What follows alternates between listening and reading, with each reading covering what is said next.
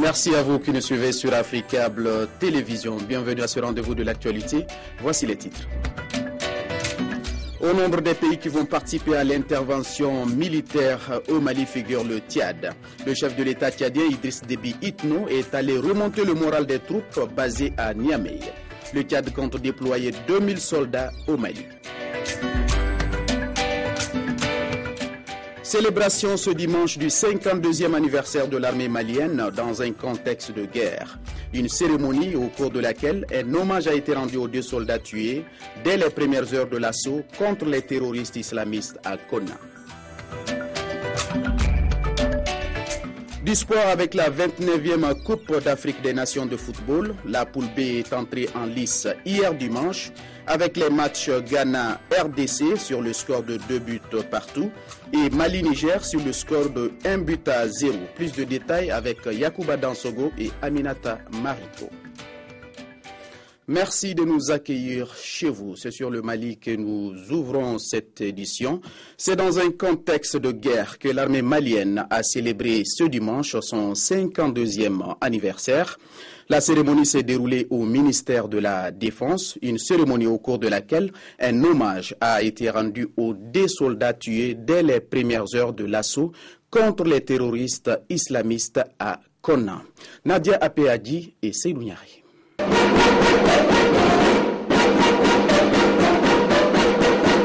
C'est dans une atmosphère particulière que s'est déroulée cette cérémonie relative au 52e anniversaire de l'armée malienne. Le ministre de la Défense et des anciens combattants a profité de l'occasion pour rendre hommage aux 2 soldats ayant perdu la vie dès les premières heures de l'assaut au nord. Le capitaine malien Sékou Traoré a reçu la médaille de la Croix de la valeur militaire. L'oncle du valeureux soldat se dit satisfait de ce geste de l'armée malienne. Bon, c'est un réconfort. Au moins notre fils a été immortalisé. On tenait beaucoup à ça. Et je crois que son nom va rester dans les annales des guerriers du Mali. Quant au commandant français chef de bataillon Damien Boiteux, tué au début de l'opération Serval, il a été élevé au rang d'officier de l'Ordre national du Mali. L'ambassadeur français au Mali exprime sa gratitude à l'État malien. D'abord, c'est un hommage à l'armée malienne, donc je tiens à m'associer à cet hommage. L'armée malienne a beaucoup de mérite de se reconstituer dans des circonstances très difficiles. Et je sais les efforts qu'elle fait actuellement pour reprendre pied au Nord Mali. Donc en cette journée de l'armée, je tiens à lui rendre hommage. Ensuite, c'est un honneur pour nous que la mémoire du lieutenant, maintenant commandant Boiteux, ait été associée à cet hommage adressé au capitaine Traoré. Cette cérémonie de décoration est une occasion de plus pour l'État malien d'exprimer sa profonde gratitude à l'armée française qui, depuis le 17 janvier passé, s'est engagée aux côtés des Maliens pour combattre les islamistes au nord du pays. Africable Télévision, la chaîne panafricaine, présente ses condoléances aux familles de tous les soldats tombés sur le champ de bataille. Autre volet de la crise malienne, la communauté arabe du Mali a tenu à démentir les rumeurs selon lesquelles les Arabes seraient les auteurs de ce qui se passe sur le territoire national. Au cours d'une conférence de presse ce dimanche, les représentants d'Al-Karama ont précisé que la crise malienne n'est pas une crise ethnique, mais plutôt une acceptation du pays par des groupes terroristes. Toujours avec Nadia Apéadi et Seydou Niari. La crise qui secoue actuellement le Mali semble prendre d'autres ampleurs. Le nord de ce pays abrite une multitude d'ethnies, parmi lesquelles la minorité arabe. Pour les membres de l'association Al-Karama, le fait que certains rebelles armés soient des Arabes n'est pas une raison suffisante pour stigmatiser cette communauté. Le ministre de l'Emploi et de la Formation professionnelle, quant à elle, en appelle au sens de fraternité de chacun pour une harmonie conviviale. Une guerre que nous a imposée, mais pas une guerre contre une population, encore moins contre une ethnie ou contre un groupe. Nous devons resserrer nos rangs pour qu'ensemble, dans le Nord, nous soyons unis et que nous partageons, comme d'habitude, en commun nous mettons en valeur tout ce que nous partageons en commun, notre civilisation, notre terre. Nous partageons avec le Mali entier ce qui arrive. Le secrétaire général de l'association, pour sa part, après avoir énuméré d'éventuelles causes qui pourraient être à la base de ce ressentiment, exprime sa gratitude à l'armée française et malienne. Nous remercions nos autorités militaires et la France pour avoir apporté une contribution pour essayer de bouter ces individus hors de notre territoire et montrer toute notre disponibilité, toute notre solidarité vis-à-vis du gouvernement malien et de la France pour reconquérir le territoire d'une façon définitive. Dans le contexte actuel du Mali, ces éclaircissements arrivent à point nommé pour que le pays retrouve une bonne fois son unité d'antan. Et comme prévu, une partie des soldats sénégalais de la force ouest-africaine est arrivée ce dimanche à Bamako. Ce contingent de 50 soldats devrait à terme atteindre 500 hommes. Nos reporters ont assisté à leur arrivée. 10e jour de l'intervention des troupes françaises aux côtés des forces maliennes.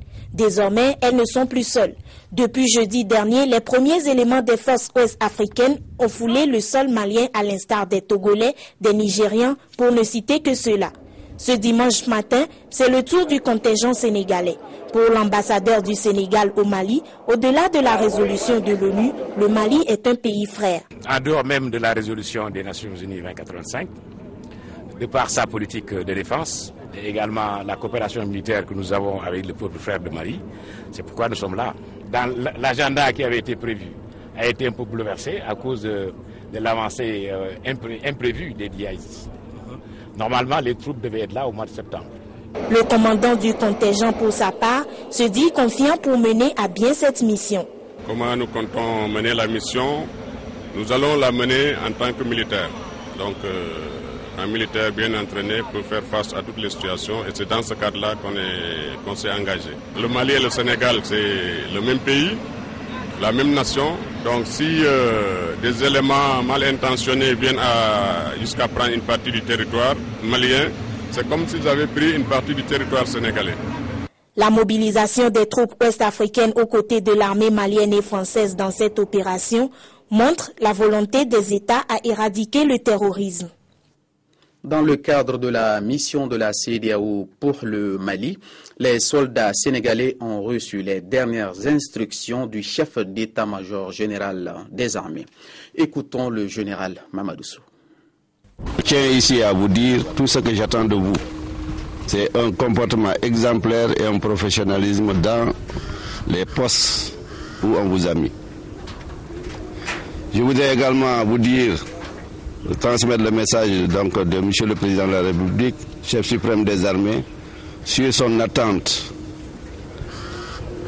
Nous allons participer donc, à cette force et nous devons montrer que le Sénégal a toujours montré le professionnalisme de son armée.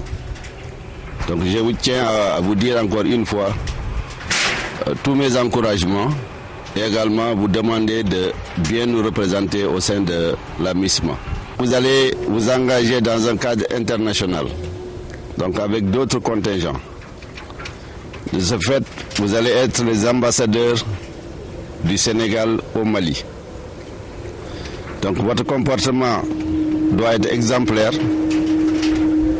et également montrer votre professionnalisme dans les fonctions parce qu'on a choisi individuellement les gens qui vont entrer au sein de l'état-major pour vos qualités et également pour vos capacités. Autre pays, le Burkina Faso participe également aux opérations de libération du Nord Mali avec un contingent de 500 hommes. Avant leur départ, le chef d'état-major général des armées a rencontré hier soir les membres de ce bataillon dénommé Badenya. Il leur a remis le drapeau et demandé de le défendre avec professionnalisme. Voici le drapeau que le colonel Jules Bationou et ses hommes devront défendre au Mali. C'est lui qui commande le bataillon Badenya, nom du contingent burkinabé qui va soutenir le Mali dans la guerre contre les islamistes. C'est le chef d'état-major général des armées lui-même qui remet les couleurs nationales à défendre avec des conseils à l'appui. Respecter les mœurs du pays hôte. Deuxièmement, tenir compte des cultures des autres frères d'armes que vous côtoierez tous les jours. Troisièmement, se conformer strictement aux règles d'engagement en vigueur au sein de la force. Quatrièmement, maîtriser les règles de comportement édictées par votre commandement de bataillon. Cinquièmement, prendre garde des comportements à risque, voire scandaleux. Abstenez-vous de consommer des produits prohibés et une hygiène de vie respectable pour éviter les maux qui entraveront votre mission. Drapeau en main, le chef des commandos de Bobo Dioulasso tient à rassurer sa hiérarchie et le peuple burkinabé. La mission a été bien reçue. Je m'engage avec l'ensemble des hommes du bataillon Badéa au respect strict des instructions que vous venez de donner. Mon général, le bataillon Badéa est prêt en tout temps et en toutes circonstances à relever le défi pour le bien du service, la bonne exécution de la mission dans le cadre de la MISMA et le succès des armes du Burkina Faso. Dans les prochaines heures, le colonel Bationo et ses hommes prendront place dans une des localités du Nord Mali, aux côtés des frères d'armes maliens, français et d'autres bataillons de la sous-région. L'aumônier militaire était là pour bénir la mission. Au nombre des pays qui vont participer à cette intervention militaire figure le Tchad. Et sur place à Niamey, le contingent s'active. Le constat en images. Idriss Déby Itno passe en revue des éléments de son armée basée à Niamey.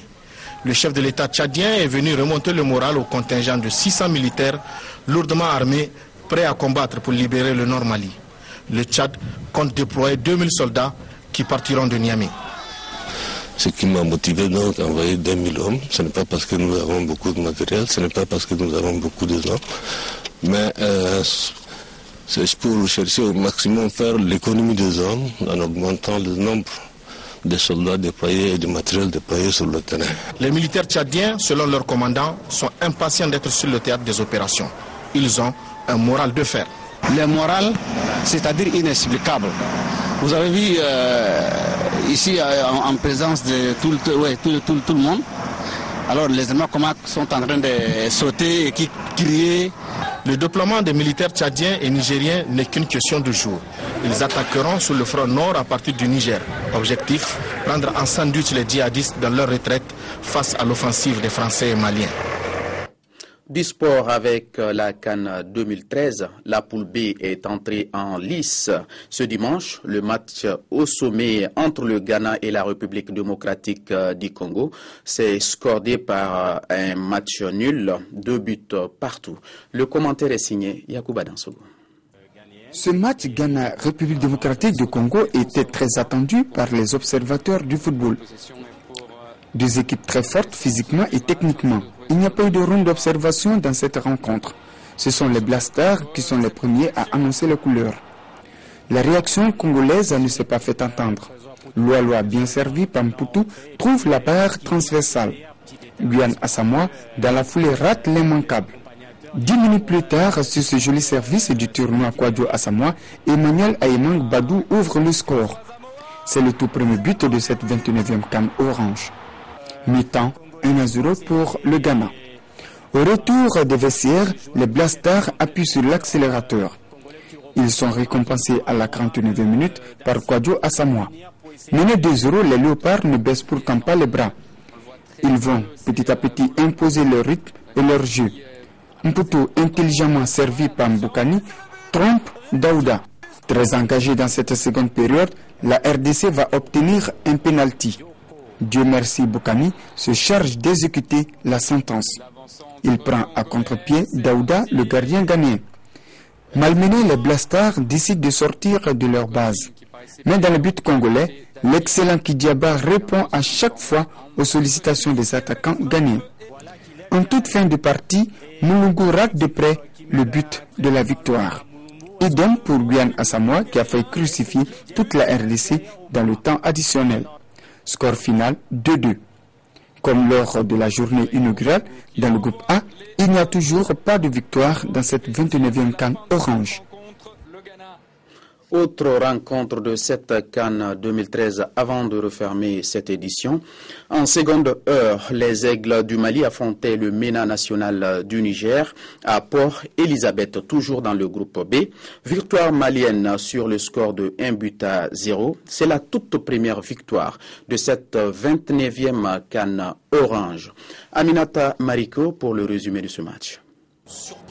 Privés de Sambasso et de Modibo Maïga pour ce premier match, les joueurs de Patrice Carteron en jaune ont abordé cette rencontre avec angoisse et humanité pendant que leur pays traverse une période difficile. Face à eux, l'agressive et athlétique équipe du Niger qui court derrière un premier point en CAN. D'entrée de jeu, les joueurs du MENA misent sur leur endurance et leur solidarité pour contrarier leurs voisins maliens. Dans un stade de Port-Elisabeth vide, les deux équipes tentent de donner du spectacle. Le Mali accentue sa domination, mais les joueurs de Carteron manquent de précision et d'efficacité à l'approche de la zone de vérité. Dans un jeu de plus en plus haché, les fautes se multiplient au milieu du terrain, notamment du côté du Niger qui surveille Seydou Keïta de très près. Les Aigles tentent de mettre du rythme, notamment par Seydou Keïta qui a fêté ses 33 ans dans la semaine, et Cheikh Diabaté, mais seront heurtés à une équipe du MENA bien en place et qui joue grandement sa chance. Malgré les nombreuses occasions, les Aigles ne trouveront pas la faille face à la muraille nigérienne dans cette première partie. À la reprise, Gernorov, le coach du Niger, cherche des solutions et envoie du sang neuf. Le match est particulièrement fermé et le Mali, après une bonne période, est retombé dans ses travers. Les maladresses se multiplient donc. Le but libérateur est venu à la 84e minute après une longue attente. Le capitaine délivre les Aigles. Au cœur de la domination malienne, l'ancien Blaugrana profite d'une sortie maladroite de Kassali. Il se retrouve à la retombée du ballon et n'a plus qu'à pousser le cuir au fond des filets. Malgré leur but d'avance, les Maliens ne semblent pas sereins, d'autant que le Niger s'est mis à l'attaque. Mais les 4 minutes du temps additionnel ne suffiront pas au MENA qui repose ses espoirs offensifs sur l'ancien bordelais Moussa Mazou, sacré ballon de plomb en 2011 pour revenir au score. Un but hyper important qui non seulement sauve les Aigles d'une probable déconvenue, mais pourrait aussi bien être déjà celui de la qualification, tant les points sont importants dans cette CAN 2013. Après le nul du Ghana et de la RDC 2-2, les Aigles prennent la tête du groupe B de la CAN 2013. Ce journal est terminé. Merci à vous de l'avoir suivi. Les programmes continuent sur Africa Télévision.